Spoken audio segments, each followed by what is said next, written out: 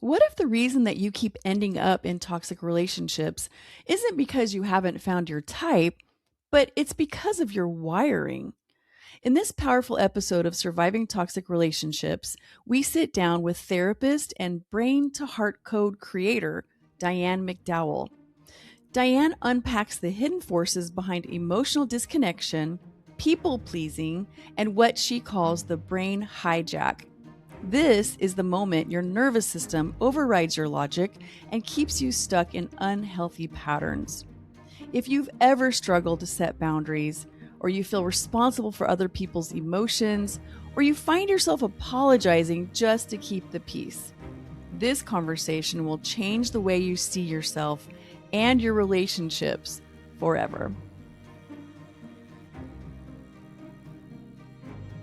Have you ever felt something was wrong but couldn't explain it? Like the person you love was slowly chipping away at your sense of self? We've been there. Different marriages, but to the same man, with the same toxic pattern. But God was still working. We're Lizzie and Dina, women of faith, survivors, and truth tellers. Surviving toxic relationships is for any woman stuck in confusion, healing after betrayal, or searching for her voice again. You are not crazy. You are deeply loved. Hey everybody, welcome to another episode of Surviving Toxic Relationships.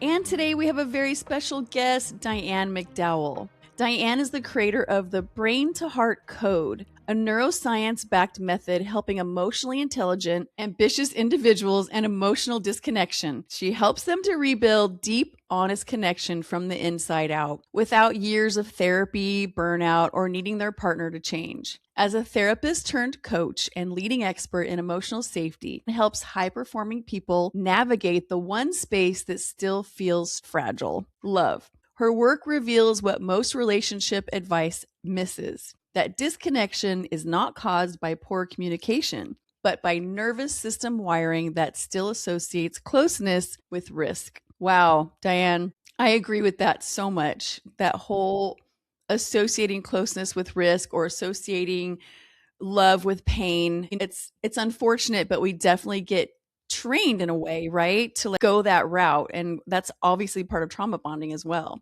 Yeah. So welcome to the show, and I'm so glad you're here. Thank you. Thank you. I am so glad to be here with you guys and just the energy of this whole podcast and where it's going. I love it. Thank Love you. it too. Yeah, we are so excited.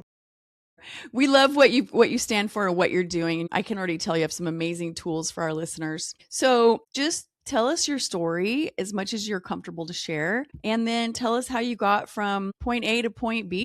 All right. So I'm going to share kind of like it all, but on a super, like a small level. I was raised from 0 to 14 in what was called a religious cult. It was called Temple of Spiritual Learning in Elverson, Pennsylvania. So it was surrounded by Amish. So it wasn't considered too odd for that environment.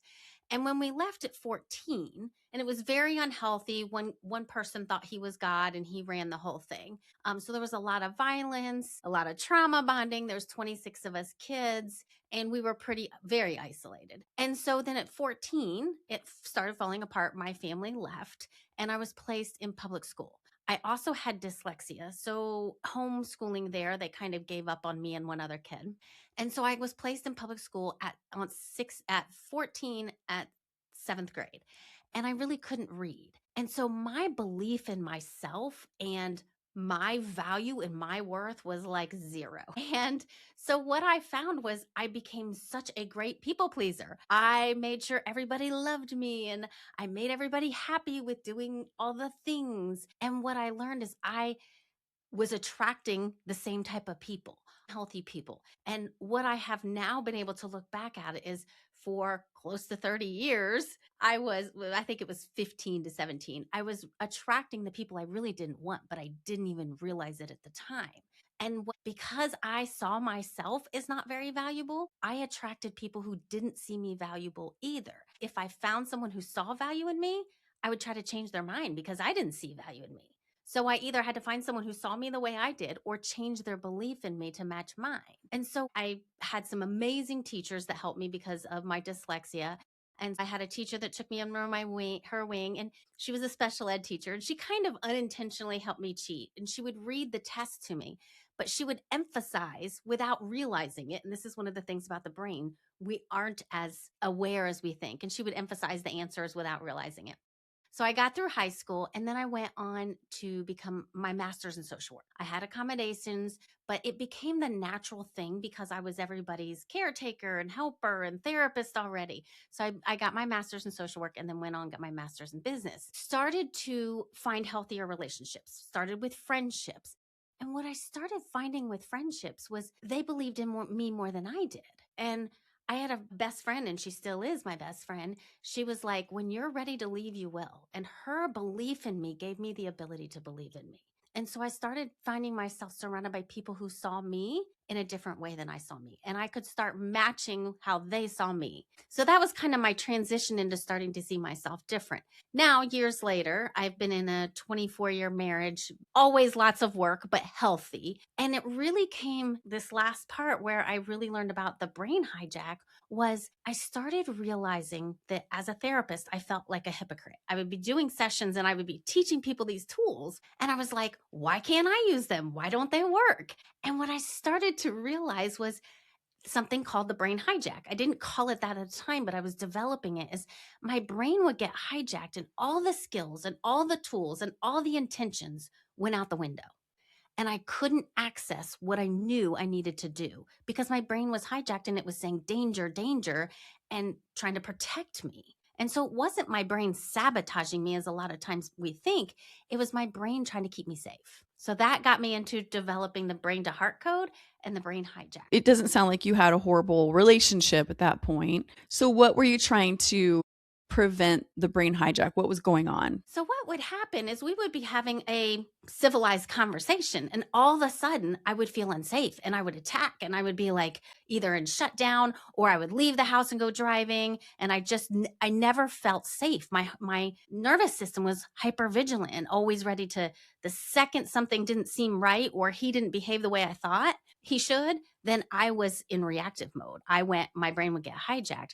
So I couldn't stay present. So what I teach people now is the idea of become the observer without obeying it. You start noticing it without having to respond to it. So like if you're in this panic mode because maybe it's a trigger, right? Maybe there's somebody that's being a little harsh or a little rude, or you're just reacting and you feel like maybe you're overreacting, but you don't know that because your brain is now sensing something from your past that was dangerous, that was unsafe. So that's kind of what I hear you saying, right? Yes. So I want to clarify because this is not for people who truly aren't safe. So I do not want to ever indicate we should gaslight ourselves and pretend we're safe when we're not. Not saying that. If you truly aren't safe, seek professional help. But this is for people who really are safe, but our brain freaks out and his alarms are going off. It's kind of like if you think about if you put a piece of toast in the toaster, but the fire alarm goes off every time. The fire alarm doesn't need to go off, but that's what happens in our brain. You know what? I totally connect with that. When I was first dating my second husband, who's a wonderful guy, I came from 27 years of betrayal and cheating and lying and gaslighting. So I was subconsciously looking for that in him because I was terrified to, give my heart away again and trust somebody, right? And have it stomped on. And there was one time where a woman had this pretty dress on and he was commenting about her dress. Now, my ex would have never done that. He didn't care anything about fashion. My husband currently is an architect. He loves color, design, fashion. Like he appreciates those things. And he was saying that would be something that would look really good on you with those colors. Nothing weird or creepy, just noticing the dress. I went so over the top with him noticing this woman's dress that now I'm, because we're in dating mode at this point. And I'm just like, kind of like what you said. I'm extremely anxious. I'm freaking out. I'm worried. I'm thinking I should break up. I should run before anything horrible happens because these are the signs, and my mind and brain are screaming, it's unsafe, it's unsafe. So I totally get that. So carry on. I want to hear more. All right. So what I started realizing is that we need to figure out how to, or I needed to, and then I could teach my clients because I had my clients telling me the same thing. Like I had a client who said, me and my husband promised to each other, we won't say those things to each other again. And then the next fight we do. And so we have great intentions. We think we're going to show up a certain way and we don't have access. So it's not just me, and I know that. But what I started noticing is I needed to figure out a way to be able to stay present, to see through the fear, not from the fear. And so what I really started working on was what would do that. And so I started trialing and erroring, like what things work for me. And so a lot of what I teach now is what I started trying and testing out and seeing what works for me. And one of the things I share is I did one of the things completely wrong. So years ago, when I was trialing all this stuff, and one of my mottos is always walk away from the conversation proud of how you handled yourself. And so I was like, telling my husband, I'm not talking to you. And he was like, you can't just not talk to me. And I'm like, yeah, I can, because I'm going to say really shitty stuff right now if I talk to you. And I needed to do that, but completely different. So what I teach people now is to like touch them on the shoulder or something and say, I love you. We're going to be okay, but I need to go take care of myself so that I don't say some really mean things. So the skills I started trialing and erroring, I didn't do it right, but it was how I started coming up with. And so for me, one of the things I teach people too is boundaries, that boundaries are always what I will do. A lot of people think boundaries are, I told him he couldn't talk to me like that. I said he shouldn't do that. I said he needed to come home by a certain time. That's not a boundary. That's a command. That's an order. That's controlling. So a boundary is if you, I will. So if you X, I will Y. It's not punishing, but it's if you come home after 10, I'm going to sleep in the other room because it's important to me to stay asleep and not get woken up when you come home. If you borrow my car and leave trash in it, I'm not going to lend you my car. If you eat off, and these are real scenarios that have happened with couples. If you eat off my plate, I'm going to sit at the other side of the table so you can't eat off my plate. For me and my husband, it was he kept asking me not to use his brush. And I was like, I don't get the big deal. It's not a big deal. And he was like, I don't want your hair on my brush. And so finally, when he started moving it, that was a boundary. He moved it. And I was like, oh, he's serious. He shouldn't have had to move it for me to take it serious. But that is a boundary because it's his action, not keep telling me what to do. Yeah, I've never heard boundaries explained like that before. I really haven't. Like, that's really good. Yeah. Puts us back in power. A lot of times, here's what women do a lot of times. We outsource it. I call it outsource. We outsource our well-being to other people. And as long as other people, he, our partner, whoever, behaves a certain way, then I feel good. But the minute you don't behave the right way, then I feel bad. So I've outsourced my well-being to you, my mental health, my safety.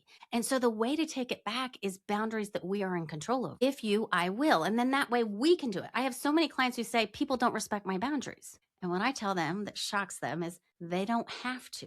You. That's very well said. I think that is a huge misconception because we think we put that boundary down and everything should automatically be respected. But it is an action. It's that follow through. You didn't, so I will. Yeah. And it's a huge one in all relationships. It could be friendships, working relationships, whatever. But in toxic relationships, I think it's majorly, if that's a word, impacted. And I think it becomes really difficult when the victim sometimes doesn't even know what their boundaries are. And then trying to figure out what is my boundary? What is really important? They just know they're struggling because of people pleasing, right? People pleasing is a huge problem for people that are actually the victims in these abusive relationships. And it seems normal, right? Treat others, you'd want them to treat you and all those things that go with it. So we don't have the perception of what the other person's thinking all the time. And then we kind of let people walk all over us. Yeah. Yeah. I'm going to jump in and piggyback off the people pleasing thing. I have so many clients who will say things like, I don't really understand the problem with it. It's just being nice and helping people out. And what I tell people is there's nothing wrong with helping other people out. We want to be kind, but it's when it's at our own expense. And when I'm lying, anytime we people please, we are lying. We're presenting as we like something or we want to do something when we really don't. So we chip away at our relationship with ourselves. We break our relationship with ourselves every time we agree to something that we don't really want to do. And that's perfectly well said because people pleasing, there's a difference. In a good, healthy relationship, we will sometimes do what the other person wants to do because we love that person. But when we continually do what they want to do when we don't want to do it, that's the difference. Yeah. I think there's give and take in both sides in a healthy relationship. Well, to me, the difference is being honest about it. So if my husband, he needs taken to the airport in a couple nights, and if he needs taken to the airport, it's not like I go, oh yay, that's my favorite thing to do is take you to the airport. It's like, I love you, I'm going to take you to the airport. I'm not pretending I'm excited and want to. If someone says let's go bowling and you really don't want to go bowling, but you're like, yay, let's go bowling, you're lying to yourself. You're lying to them. So it's the difference to me is being honest with yourself about what's the motivating factor behind it. Are you pretending it's something you're excited to do and you want to do when that's not the case, versus being honest about, I love you and you need a ride to the airport, so I'm going to take you to the airport. Yeah, that's a great way to differentiate between the two. Absolutely.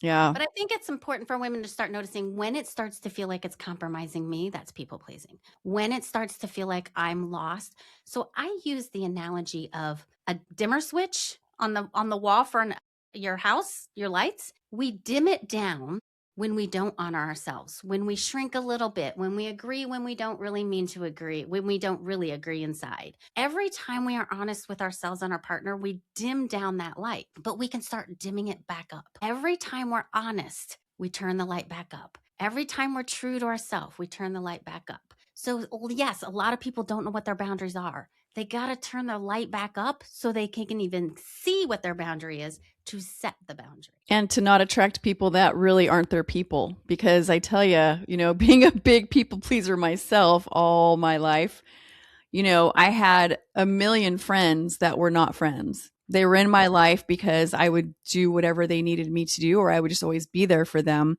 But it was never reciprocated. Yeah. And so, yeah, when you're a people pleaser, you're just going to be a magnet for toxic people who use you, and you're not going to get the meaningful relationships that you really want in your life, which is what I learned later on. Yeah. And what I noticed was that people who don't have good boundaries, people who don't have good boundaries and they're more narcissistic, are drawn to people who don't have good boundaries and are passive because it fits their need. They found somebody who will make them put them up on a shelf and cater to them and stroke their ego and all those things.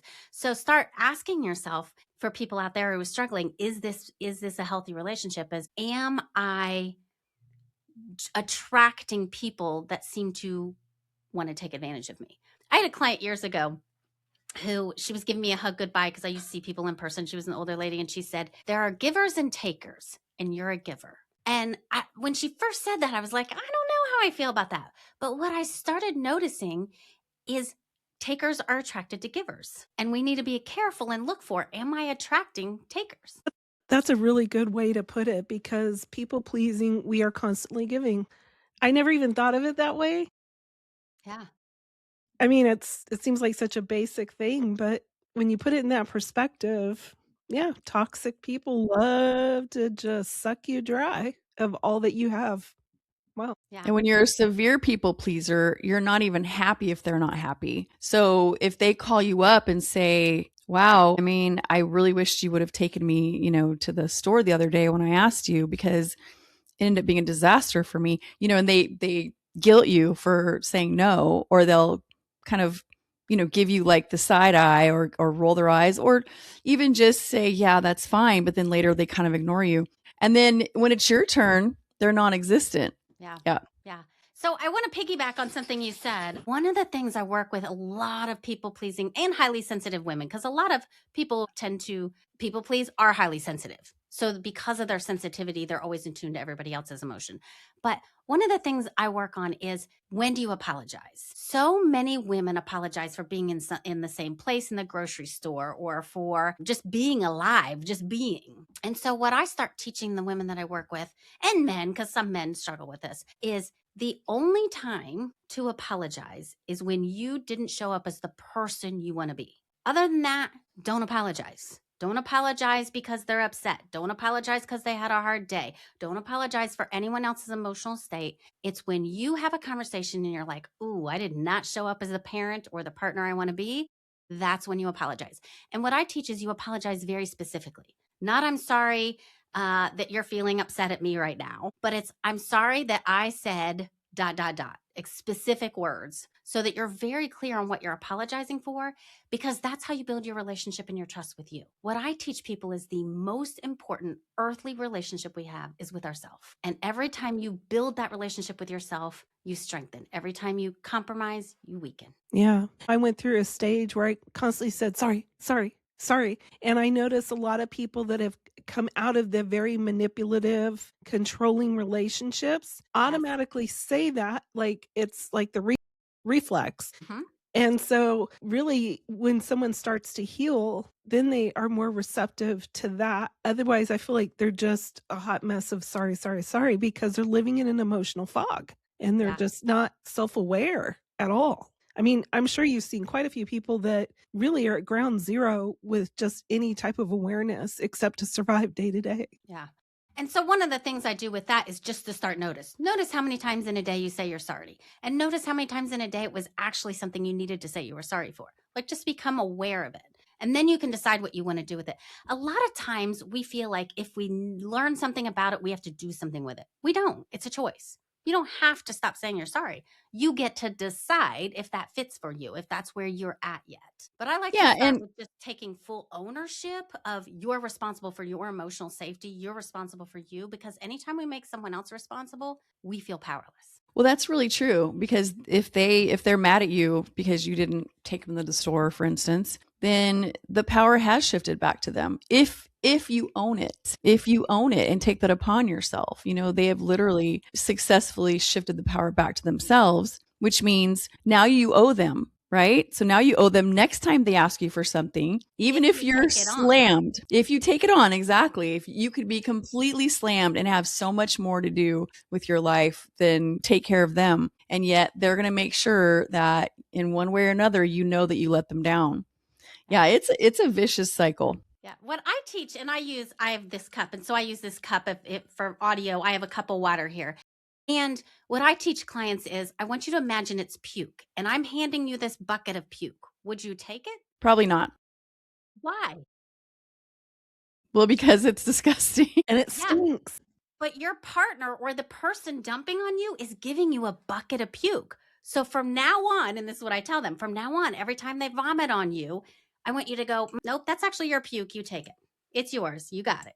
And so you learn how to see their puke as theirs. I teach the saying, what's my S and what's your S? Take your stuff. Like, don't take it on. So learning how to recognize when it's really ours, because a lot of people who grow up in abuse or have been in abusive relationships, they don't really even know.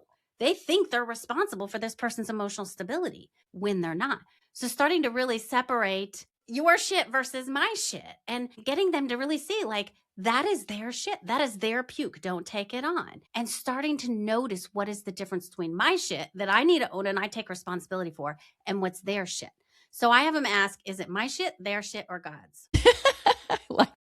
And I need to step out of if it's God's or theirs. The only one I have control over is mine. I like that. Yeah. Well, that kind of helps bring you back into awareness also about your own weaknesses and your own shortcomings. If you're really having to now be mindful whose shit is what, now you actually do have to take ownership over your own, and if you are manipulating that person like you said, you're lying, you're not really telling them the truth. You certainly don't want to take them to the store ever again. You have a million things in your own life to do, but it's the guilt. And so when you realize I'm actually lying and not showing up as myself, and I'm pleasing this person that doesn't feed into my life, that actually takes away from the people that are important to me, the people in my circle that need me and care about me and are important to me, I'm taking away from them. I had to learn that with my kids. Like I was literally on the phone multiple times a day and, helping all these women that were just having a struggle and having a hard time. And meanwhile, my children were being completely ignored.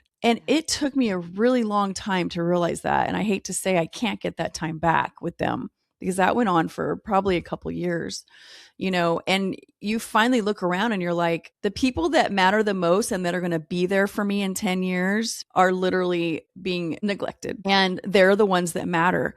And it's so easy to just not see the priority. It's the people that get the most angry with us or are most demanding, or most manipulative or are gaslighting us that we're bad people if we don't make them happy. they get all the attention. And then the people that matter and that actually really love us truly, they don't get that, which is so sad and devastating, you know?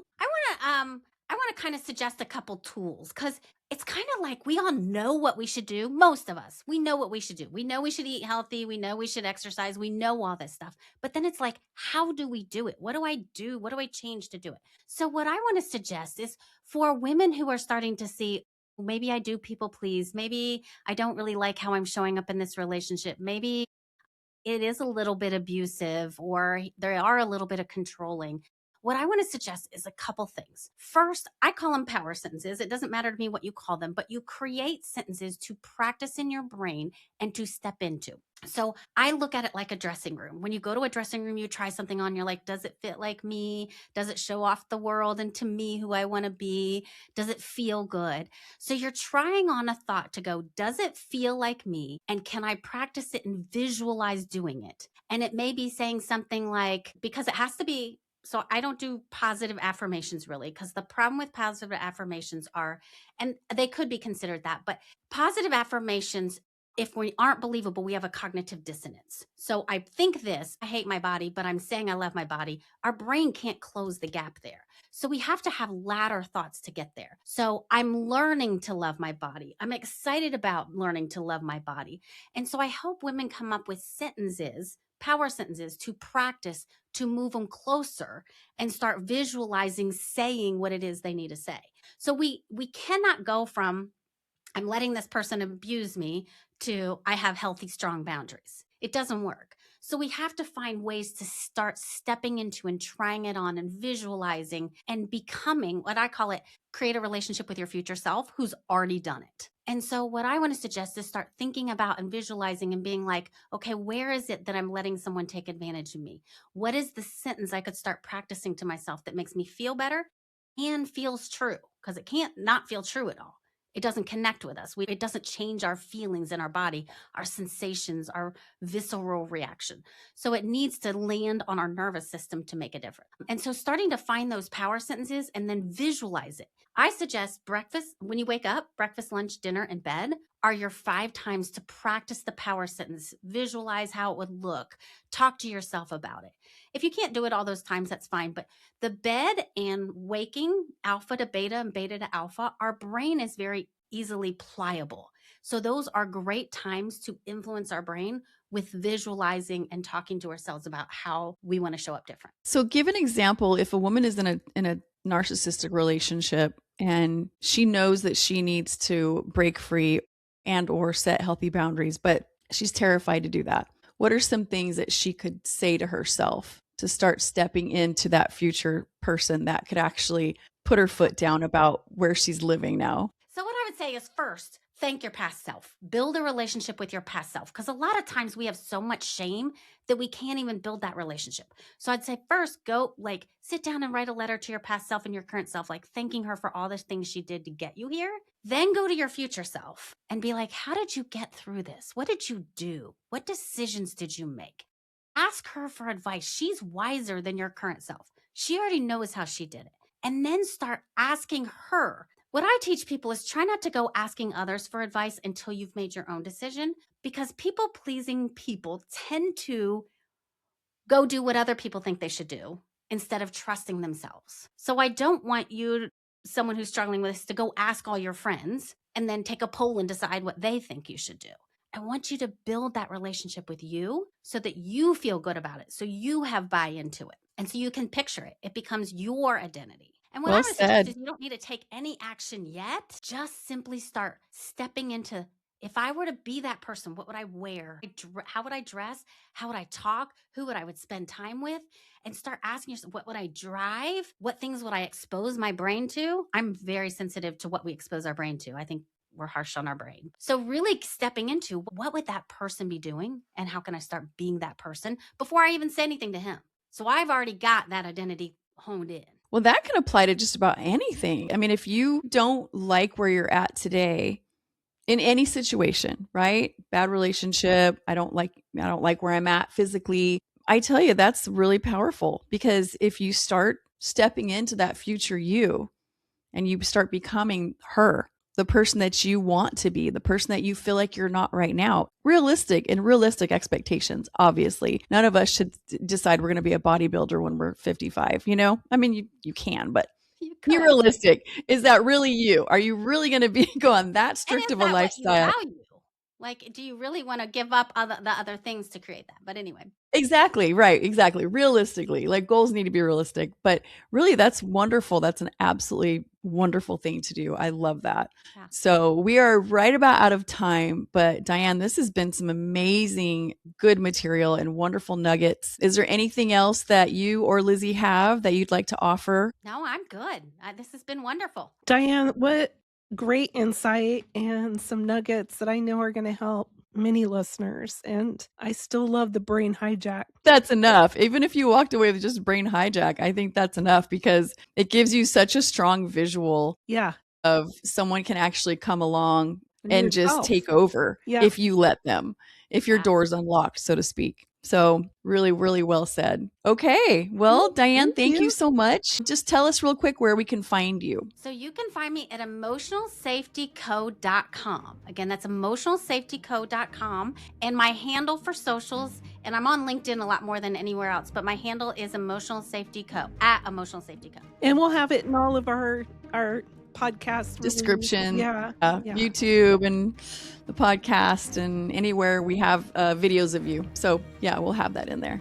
Thank you, Diane. Okay. Thank you. If this episode resonated with you, here is your reminder.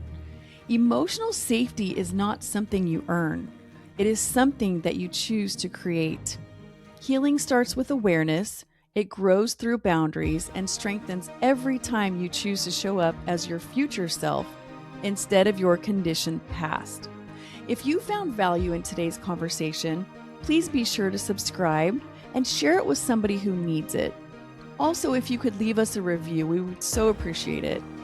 This helps more people break free from toxic patterns and step into healthier, more connected relationships. And remember, you don't have to keep surviving. You can learn to feel safe, empowered, and fully yourself.